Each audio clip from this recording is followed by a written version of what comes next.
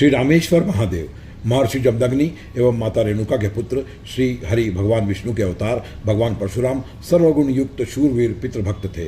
एक बार उनके पिता ने उनकी परीक्षा लेते हुए परशुराम जी से कहा कि अपनी माता रेणुका देवी की गर्दन काट दो। भगवान परशुराम ने तुरंत फरसा उठाकर माता की गर्दन काट दी, जिससे पिता महर्षि जमदग्नि बड़े संतुष्ट और प्रसन्न हुए और उन्होंने अपने पुत्र परशुराम से वरदान मांगने को कहा।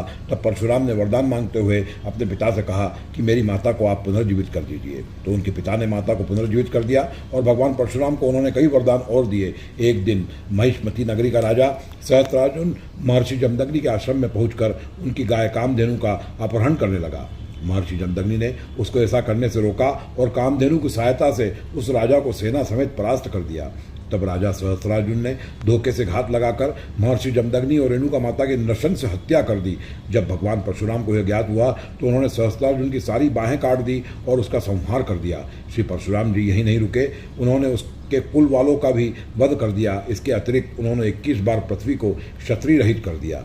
ऐसा करने के बाद भगवान परशुराम को बड़ी आत्मग्लानि हुई कि उन्होंने कई स्त्री, वृद्ध, बालक, सहस्त्रार्जुन पक्ष के कई ब्राह्मणों एवं कई निर्दोष लोगों को मृत्यु के मुख में उतार दिया।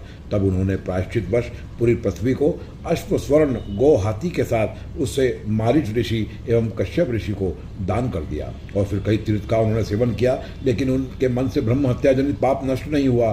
तब श्री परशुराम जी बड़े ही निराश हो गए और विचार करने लगे कि अब मुझे क्या करना चाहिए। तभी नारद मुनि का वहाँ आगमन होता है। उनको देखकर प्रणाम आदि करके भगवान परशुराम जी अपनी वेदना उनके सामने रखते हैं कि मैंने कई निर्दोष प्राणियों की हत्या करी है, अब उसका प्रायश्चित कैसे करूं। यह सुनकर नारद मुनि भगवान परशुराम से बोले कि हे राम, क्या आपको याद नहीं, पूर्व में आपने ही ब्रह्म हत्या विनाशक उपाय कहा था।